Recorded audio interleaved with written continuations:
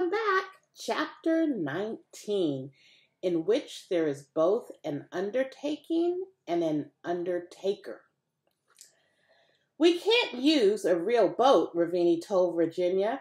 We have to build our own, or paddle in something else that's not a boat. He grunted, struggling to lift open his garage door. Last year, Team rode the whole way in an old pig through. Are you serious? Ravini shrugged, still yanking on the door handle. Well, they didn't win. Urgh. Ravini's hand slipped free, and he fell back onto his rear. Virginia bent down and grabbed the handle, then jerked the door up with a rattling clatter. She looked down at Ravini. I should probably do most of the paddling. They poked through the dusty piles of stacks of junk, shouting whenever one of them found something promising. There wasn't a lot of shouting, except when Ravini came across a particularly large spider. When they'd gone through the whole garage, they stood shoulder to shoulder and considered the pile of possible raft-building supplies they'd rounded up. A few old 2x4s, a couple of buckets, an old patched-up tire, and a rusty piece of tin roofing. I don't think we have enough of much of a boat, Ravini said. Hate to break it to you, Rav, Virginia answered. I don't think we have enough for a paddle. Well, shoot, you got anything good at your house? Nope, Virginia sighed, shaking her head. There was just some furniture when we moved in. No garage, I don't think. She stopped. Her eyebrows flashed up, and her eyes got a sparkle of inspiration. Rav, have you ever been in the Croward basement? The stairs creaked under their feet as they descended into darkness. A musty cellar smell hit Ravini's nose. The air grew a little cooler with each downward step, and he was pretty sure he heard a rodent-sized rustling in the blackness below. Virginia was one step in front of him. They were both holding long white candle flames, trembling behind their cupped hands.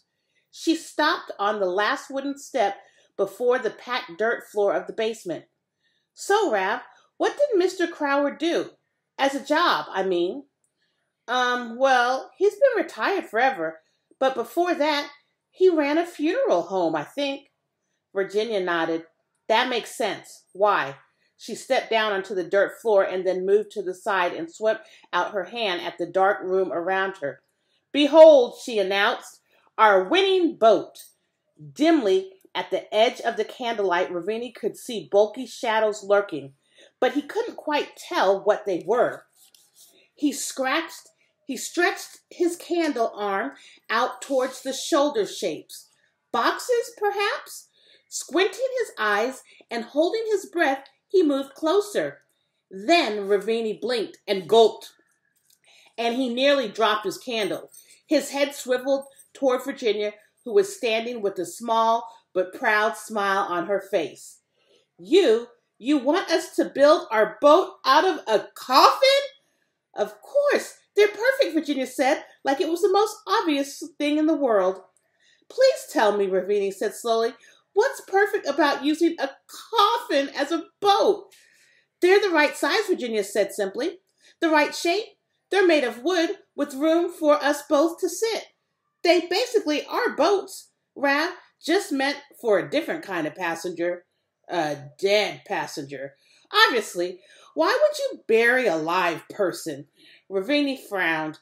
That's not what I... Here, take a look, Virginia said. She strode over to the far wall with a grunt and a screech of rusty hinges. She threw open a giant cellar door that led out to their side yard, flooding the basement with daylight. Ravini shielded his eyes. Why didn't we just come in that way? The candles were more dramatic. Now look at these beauties. At least 20 coffins were stacked in crooked piles around the room and leaning up against the walls. There's a limit to how cheerful a room of coffins can be, perhaps, but the sunlight and bird song drifting in from the cellar doors certainly made it all seem a bit less sinister. Geez, I wonder why Mr. Croward kept all these down here. Maybe he was a murderer, Virginia said, and he was planning ahead. Probably not. Ravini looked closer at the coffins. They were simple and plain, not much more than boxes of bare wood. I think they're just really old. I went to my great-uncle's funeral last summer, and his coffin was all shiny and polished, with brass handles and fancy carved corners and stuff. Maybe he couldn't sell these boring old-fashioned ones, but he didn't want to just throw them away. Either way, it sure worked out for us, Virginia said. We got a whole fleet to choose from. Ravini lifted the lid of the closest coffin, just an inch, peeked cautiously inside. Don't worry, they're all empty, Virginia assured him. We checked. They were a big hit when we found them down here. Colt dragged one upstairs to use as a bed. Ravini gave her a queasy look, but she shook her head. Tristan made him bring it back. Ravini opened the lid all the way. It was indeed empty. All that the casket held was some dust, a couple of silky spider egg nests, and a black paddle felt lining. It looked solid and watertight, and Ravini had to admit downright uncomfortable. Ravini had to admit downright comfortable. He flashed her a smile. You're right, these are perfect. I know, they're canoes, practically. Her eyes drifted up. Oh, you have a spider on your forehead again, Ravini squealed, dancing in circles and slapping it away. Virginia frowned. For someone who so often has spiders on their forehead, you sure overreact. If you keep doing that, I'm going to stop telling you. Ravini and Virginia browsed through the coffins. This one's too heavy, Virginia said, shaking a thick-sided one. Yeah, and this one's too basic, Ravini replied, examining one that was barely more than a few planks nailed together. We need one that's sealed real good. And I like the ones with the lining inside. They look comfier. And then Ravini saw it, apart from the others sticking out from under the stairs they had just walked down. Virginia, he said, that's it. She followed him over to the coffin. He bent down and opened it up.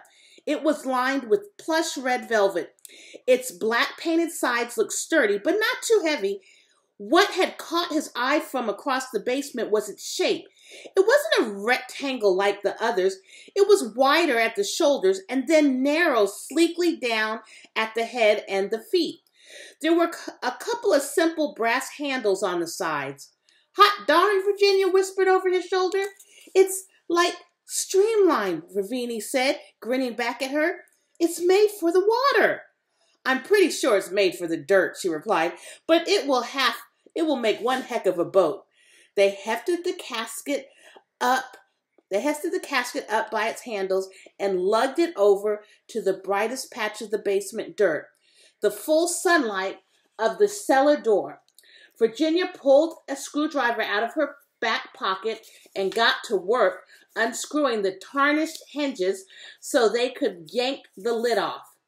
The foot can be the front, she said. You mean the bow? No, I mean the front. I'm not a sailor, Rav. Virginia popped the first hinge off and moved onto the second. We could bend the metal roofing we found and nail it on the front, make it pointy instead of flat like a canoe. And we could paint it. I've got some leftover birdhouse paint, I think.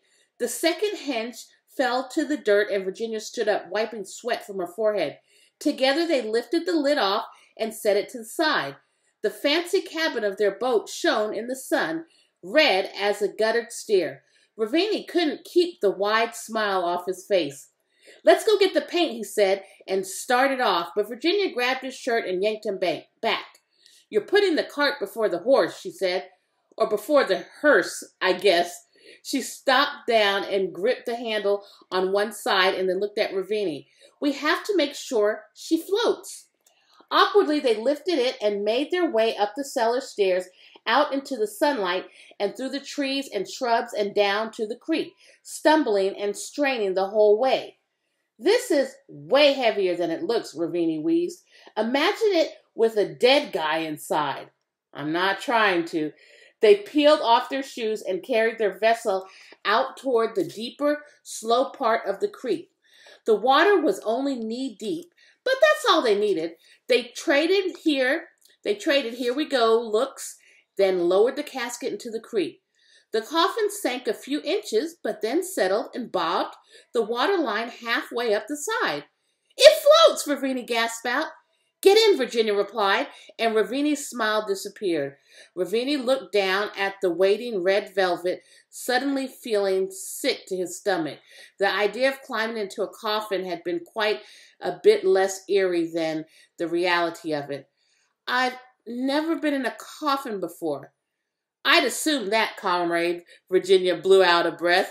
Fine, I'll go first. Hold it steady. Ravini gripped the handles. Virginia lifted a dripping foot from the creek and set it carefully in the coffin. She grabbed hold of both sides, hopped her other foot up and in, then lowered her body down so that she was sitting scrunched up in the middle of the casket. It wobbled a bit, and it was riding lower in the water, but it held. Virginia stretched her feet out, then wiggled down so that she was lying flat on her back. She's floating steady. Yeah, it's looking good. She shifted, settling in. You were right, Rav. This is comfy. She folded her arms across her chest and closed one eye, peeking up at Rav with the other, her face solemn as always. Do I look dead? Ravini looked down at his comrade in the coffin. The peeking eye was sparkling, and the hint of a smile was playing at one corner of her mouth. Her hair was dazzling gold against the blood red of the casket lining. No, Ravini said, you don't look dead, Virginia. Oh, well, plenty of time for that later, I guess. She sat up gingerly and held on to the coffin's side, then scooted forward a bit. Now get in behind me. Don't tip us. Ravini splashed around to the back of the coffin, holding it level as he went. He got one foot in and then stood there halfway into the casket, trying to get up the nerve to make the leap. The coffin started to float away. Ravini hopped on his anchored foot to keep his balance. Come, Rav, Virginia urged him. Far closer to doing the splits than he was comfortable with, Ravini had no choice. He screeched and sprang off his creaking bound foot, twisting and tumbled clumsily into the coffin so that he ended up backward on his rear, facing away from Virginia. The casket spun and tilted dangerously, water slushing off its sides, but then it steadied and settled, and then they were sitting there, backs pressed together, drifting in the water. Very graceful, Virginia said. You never know it was your first time boarding a floating coffin. Thank you, Ravini gasped. She relaxed back into him, and he did the same. They sat there together, holding each other up. Ravini could feel her breathing through his back. Then he felt her back shaking just a little, and he heard little breaths puffing out through her nose. Are you laughing? He'd never seen Virginia Daring laugh. He hardly seen her smile. That was quite a sound you made jumping in the boat, she said through her snickers.